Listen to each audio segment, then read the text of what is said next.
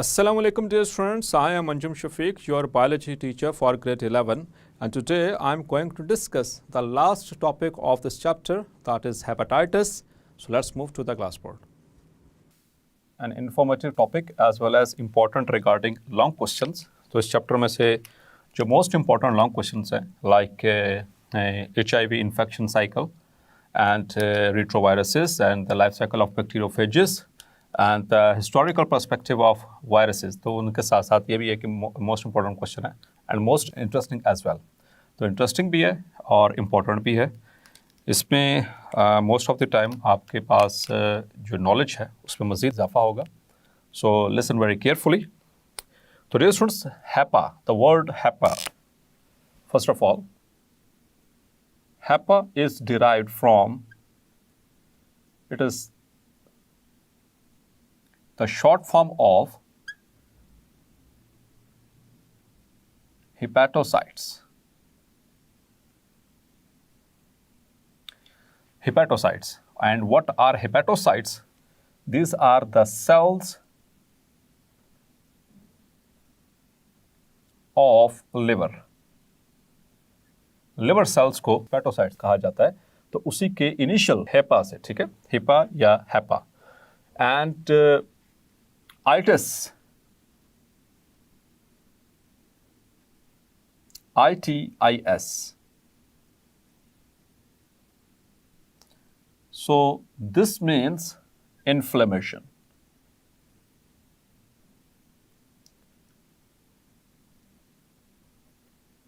जिंदगी में कभी भी कोई ऐसा इन्फेक्शन आए जिसके एंड पे आइटिस लगा हो तो इसका हमेशा मतलब होगा इन्फ्लेमेशन, जैसे ब्रोंकाइटिस, जैसे लारिंजाइटिस, गैस्ट्राइटिस, एनकेफलाइटिस, जिंजिवाइटिस, ग्लोसाइटिस, इसी तरह से हेपेटाइटिस. सो आइटिस मीन्स इन्फ्लेमेशन. और स्टूडेंट्स, जहाँ पर इन्फ्लेमेशन होती है वहाँ पर 5 कार्डिनल उसके जो साइंस होते हैं वो मौजूद होते हैं. ये जहाँ कहीं पे भी इन्फ्लेमेशन होगी उसके साथ आप उसको कोरिलेट कर सकते हैं इन 5 कार्डिनल साइंस को. वो 5 इसके कार्डिनल साइंस क्या होंगे?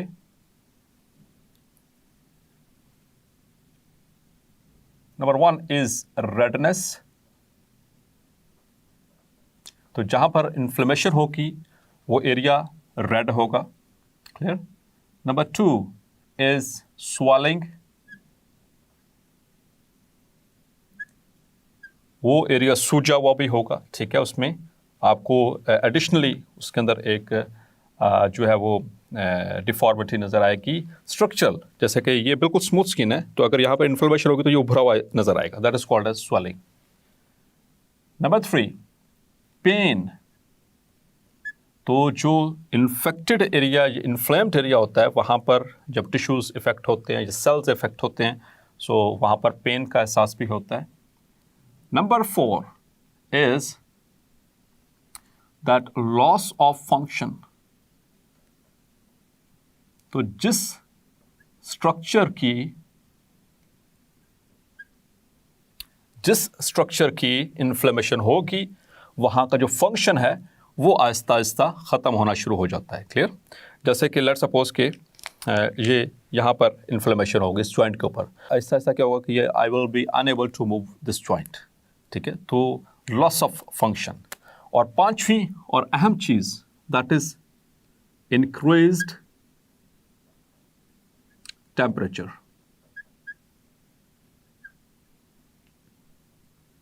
तो अगर हम इसको कंपेयर करेंगे, लेट्स सपोज कि यहाँ पर इन्फ्लेमेशन हुई है, तो इसको अगर कंपेयर करेंगे आसपास के टिश्यूज से, तो जो एरिया इन्फ्लेम होगा उसका टेम्परेचर आसपास के सराउंडिंग टिश्यूज से ज़्यादा होगा normally. Clear?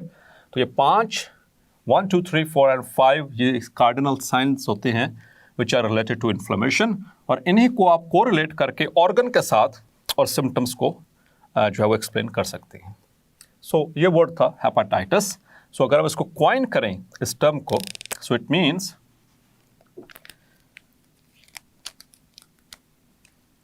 Hepatitis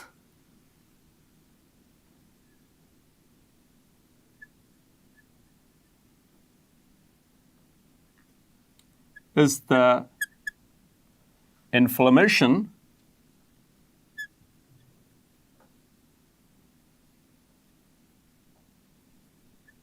of liver.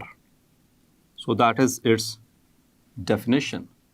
और लिवर में भी क्या चीज़ इन्फेक्ट हो रही है, अगर हम उसके मजीद डिटेल्ड लेवल पर जाएंगे, सो हेपेटोसाइट्स. क्लियर? तो dear students, inflammation of liver आपने पढ़ा हुआ है, चैप्टर नंबर 12 में इसका जिक्र ज़रूर आएगा जब हम उसमें डाइजेशन के हवाले से बात करेंगे. सो it is an organ which is situated just below the diaphragm. ये चेस्ट कैविटी जैसे ख़त्म होती है, इसके नीचे डायफ्राम है, एक थिक मस्कुलर शीट है, उसके बिल्कुल नीचे यहाँ पर पड़ा हुआ है लिवर, जिसको उर्दू में जिगर कहते हैं. और ये काफ़ी बड़ा ऑर्गन है. यहाँ से इस तरह से ये ऐसा ट्रायंगुलर शेप थोड़ा सा होता है. तो इसके मल्टीपल लोब्स होते हैं, 2 मेजर इसके लोब होते हैं, राइट एंड लेफ्ट. और इसके अंदर गॉल ब्लैडर होता है जो कि सिक्रीट करता है बाइल को, ठीक है, और वहाँ से ये स्टोर करता है, फिर उसके बाद उसको वहाँ से रिलीज़ करता है बाइल को into the small intestine duodenum. Now coming towards the disease. Urdu में डियर स्टूडेंट्स हेपेटाइटिस को यरकान भी कहते हैं, ठीक है, उर्दू में इसको यरकान भी कहा जाता है, तो जहन में रखिएगा. सो नाउ इट्स सिम्टम्स, इसकी अलामात क्या होंगी.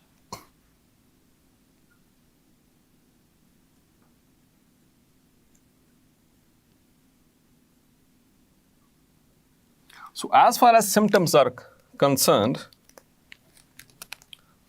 तो सबसे पहली अलामत और सबसे मेजर अलामत, the first most important symptom of this disease hepatitis is jaundice.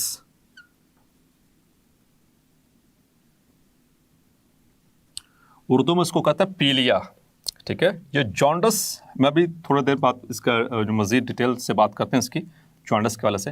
ये इट्सेल्फ कोई डिजीज़ नहीं है, बल्कि लिवर डिसऑर्डर का उसकी एक अहम इलामत है, ठीक है. इसी के साथ साथ there will be abdominal pen.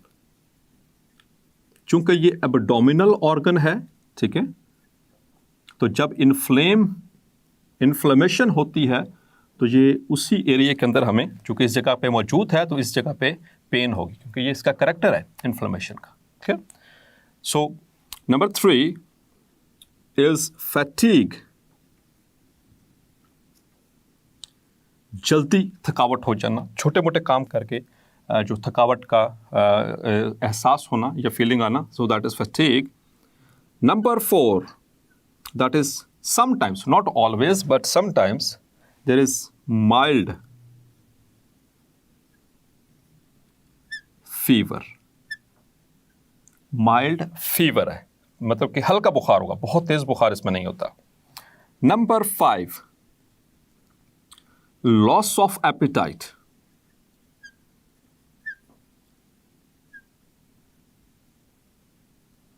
भूख का ना लगना, जिसको हम मेडिकल टर्मिनोलॉजी में कहते हैं एनोरेक्सिया.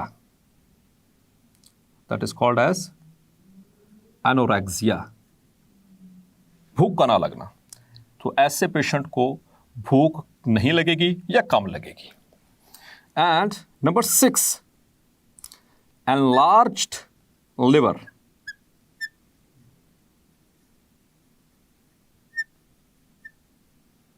तो जब इसको पालपेट करेंगे इस जगह के ऊपर, तो ये फील होगा कि ये बड़ा हो चुका है. सो स्वेलिंग.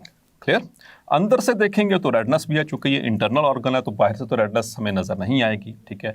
अपना फंक्शन भी लॉस होगा, इसकी वजह से उसका टेम्परेचर भी इंक्रीज होगा, सारे फंक्शंस होंगे इसके साथ, यानी कि यही साइंस ज़रूर होंगे. सो एनलार्ज्ड लिवर. सो स्वेलिंग हो रही है, चूंकि इन्फ्लेमेशन है तो स्वेलिंग है, उसकी वजह से लिवर एनलार्ज होगा. लिवर एनलार्जमेंट को मेडिकल टर्मिनोलॉजी में कहते हैं हेपेटोमेगाली. मेगा का मतलब लार्ज. ठीक है. Hepato is for liver. तो ये कुछ स्टूडेंट्स इंपॉर्टेंट सिम्टम्स हैं. जो लिवर एनलार्जमेंट है, ये सिर्फ और सिर्फ जो फिजिशियन है वही इसको पालपेट करके यहाँ पर ऐसे फील कर सकता है. एक नॉर्मल इंसान उसको ऐसा फील नहीं कर सकेगा. ठीक है. एंड लॉस ऑफ एपेटाइट, ये खुद बताएगा मरीज, उसको माइल्ड फीवर है, it could be checked. And fatigue, वो थोड़े थोड़े काम के बाद थक जाना. एब्डोमिनल पेन, ये भी बताएगा. ठीक है. जॉन्डिस जो कि नजर आएगा। अब आते हैं इसके जॉन्डिस की तरफ, जो कि एक अहम तरीन अलामत है, एक अहम तरीन one of the most important symptoms of hepatitis. तो जब भी हेपेटाइटिस होता है, जितने भी हम आगे इसकी टाइप्स भी चलकर डिस्कस करते हैं, तो उसमें ये करेक्टरिस्टिक है, this one is the characteristic jaundice. तो डियर स्टूडेंट्स, जॉन्डिस है क्या? Let's come to its explanation. Jaundice basically पीलिया को कहते हैं। The yellowness of the, it is basically yellowing, पीलिया पीले रंग से, ठीक है, येलोइंग, येलो पीला रंग का, ठीक है। So yellowing of skin and mucus membranes,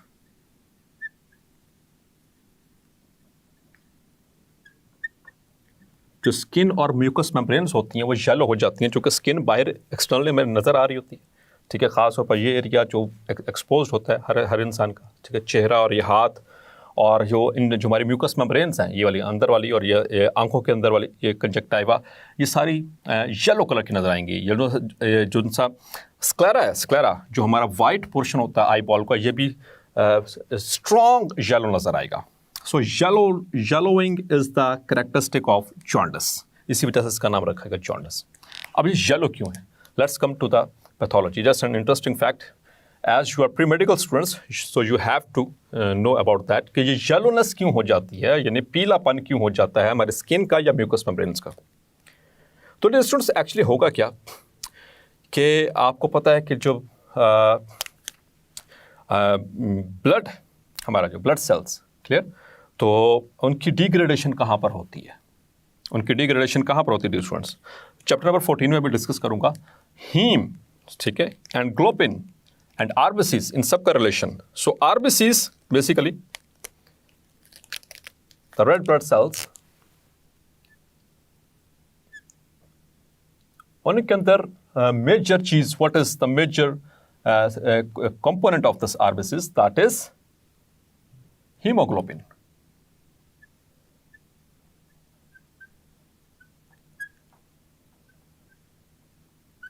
that is haemoglobin.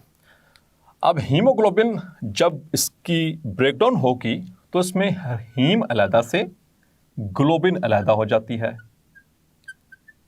Globin that is a simple protein which is made up of amino acids. It is converted into amino acids which are reused. वो दोबारा से इस्तेमाल हो जाएंगे, दोबारा से globin बनाने के लिए या दूसरे प्रोटीन्स बनाने के लिए। जबकि अगर हम हीम की बात करें,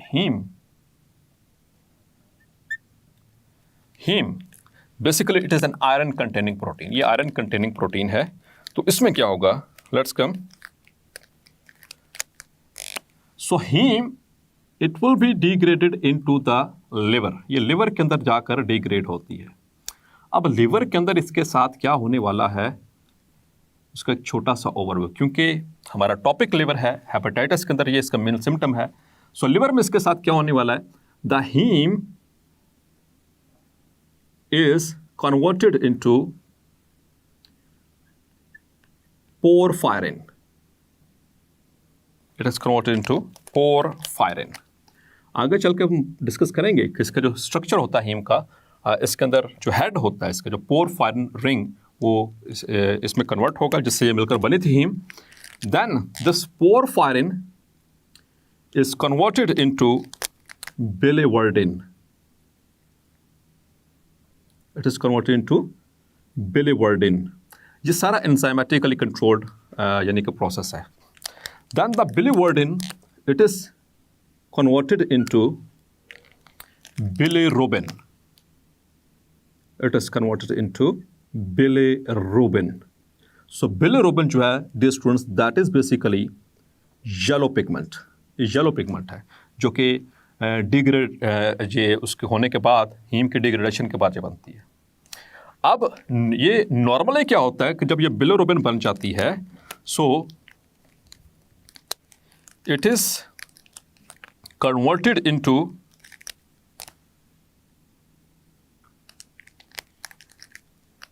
bilinogens. It is converted into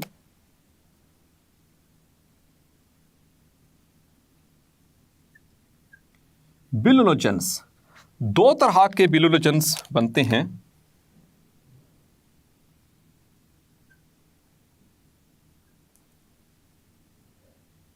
स्टर्कोबिल्यूनोजेंस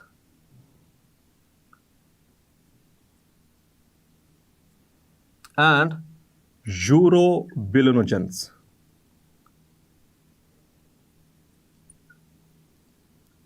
clear?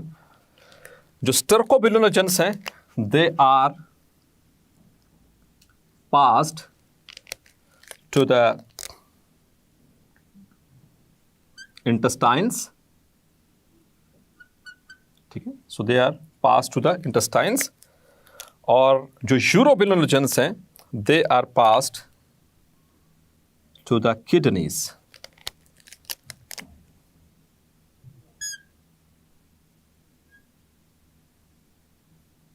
They are passed to the kidneys. अब इससे क्या होगा कि चूंकि ये येलो कलर्ड होते हैं, इस वजह से डियर स्टूडेंट्स आपने ऑब्जर्व किया होगा कि जो हमारे फीसिस होते हैं, उनका कलर क्या होता है? पेल येलो, ठीक है।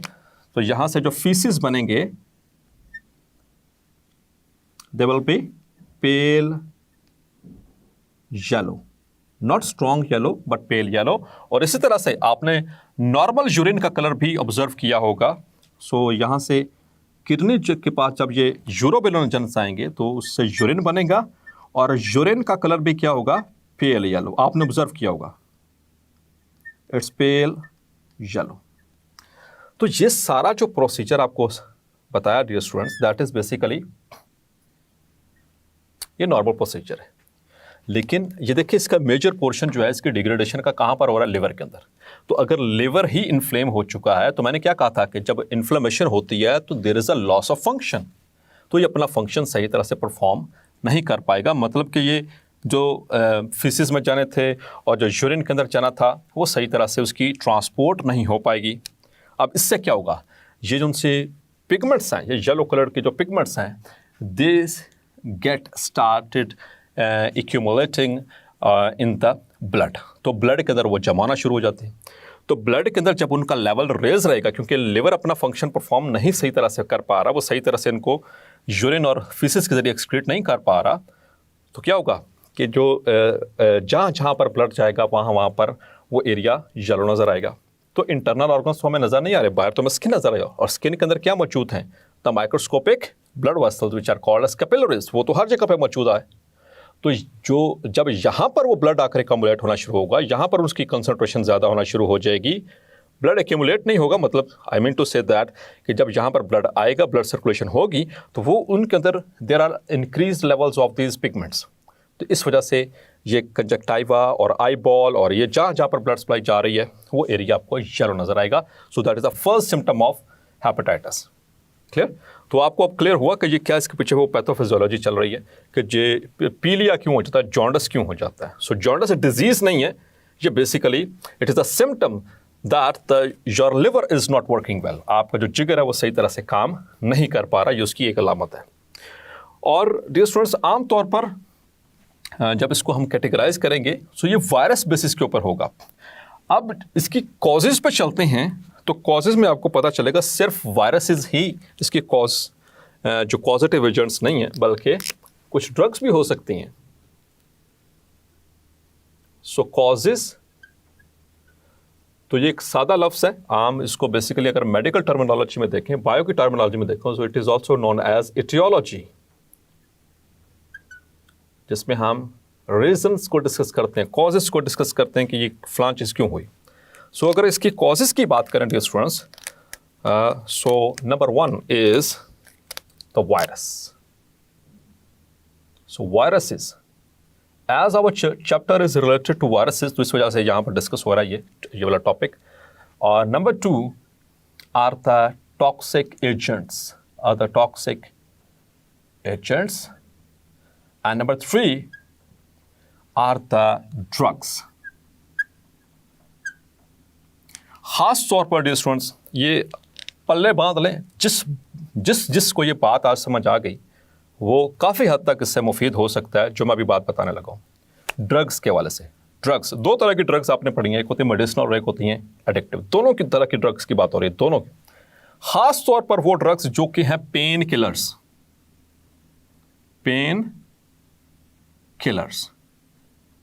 जैसे कि आप खाते हैं डिस्प्रिन, पैनाडोल, ये नॉन प्रिस्क्रिप्शन ड्रग्स हैं और ये आपको बगैर डॉक्टर की प्रिस्क्रिप्शन के ओवर द काउंटर मिल जाती हैं। इसमें आपसे कोई भी वो फार्मासिस्ट नहीं मांगेगा कि इसकी मुझे प्रिस्क्रिप्शन दिखाओ।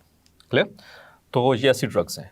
डियर स्टूडेंट्स, ये लिवर की जो डैमेज है, जो लिवर की जो इन्फ्लेमेशन है, उसमें सबसे बड़ा रोल, ठीक है, अगर वो वायरसेस नहीं है तो उसमें सबसे बड़ा रोल वो इन अद्वियात का होता है, जो मेडिसिन हम इस्तेमाल करते हैं, जो ड्रग्स हम इस्तेमाल करते हैं। क्योंकि आपने पढ़ा हुआ है, एक सर्कुलेशन है, चैप्टर नंबर 14 में भी डिस्कस होगी, that is hepatic portal circulation. आपने जो कुछ भी खाया, जो कुछ भी पिया, वो सारा का सारा आपका डाइजेस्टिव सिस्टम में गया, वहाँ पर उसके स्मॉल इंटेस्टाइन और लार्ज इंटेस्टाइन से उसकी एब्जॉर्प्शन हुई। कोई भी चीज़ एब्जॉर्ब होने के बाद सबसे पहले जाती है लिवर में। एवरीथिंग यू ईट और यू ड्रिंक, वो एब्जॉर्ब होने के बाद कहाँ पर जाएगी? सबसे पहले लिवर में, through the hepatic portal veins. ठीक है जी, ये वेन्स पूरे डाइजेस्टिव सिस्टम पे इस तरह से उन्होंने नेटवर्क सा बनाया हुआ है। ये वहाँ से एब्जॉर्ब होने के बाद लिवर में गई। लिवर क्या करता है कि उनको डिटॉक्सीफाई करता है। उनके जो टॉक्सिक इफेक्ट्स होते हैं उन ड्रग्स के, या जो आपने खाना खाया उसके अंदर कोई ऐसी चीज़ थी, उसके टॉक्सिक इफेक्ट्स को वो डिटॉक्सीफाई करता है। तो लिवर का आपने ये वाला रोल तो आपने पढ़ा होगा, ज़रूर याद भी होगा, ग्रेड 9 में पढ़ा था आपने। सो डिटॉक्सिफिकेशन ये इसका मेजर रोल है। तो डिटॉक्सीफाई जब करेगा तो इसके अपने सेल्स इन्फेक्ट होना शुरू हो जाएंगे, इसके अपने सेल्स खराब होना शुरू हो जाएंगे, जिसकी वजह से हेपेटाइटिस होगा। ठीक है, और उसके बाद मतलब कि ये इसकी इन्फ्लेमेशन में इसका बहुत बड़ा रोल है after the viruses and the other toxic agents. अब हम बात करते हैं इसकी टाइप्स की। Clear? So first of all we are going to enumerate the types. So if we talk about the types which are mentioned in our book, there are 7 types of hepatitis. 7 इकसाम का hepatitis है जो कि हमारे book में mentioned है। Hepatitis A, hepatitis B, hepatitis C, hepatitis D, hepatitis E,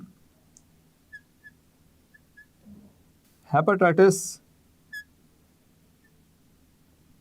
F, and hepatitis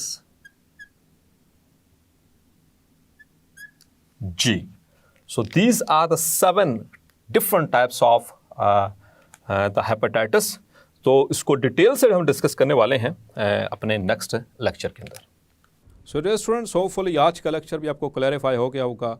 मिलते हैं next lecture में, तब तक अपना ख्याल रखिएगा। अल्लाह हाफिज़।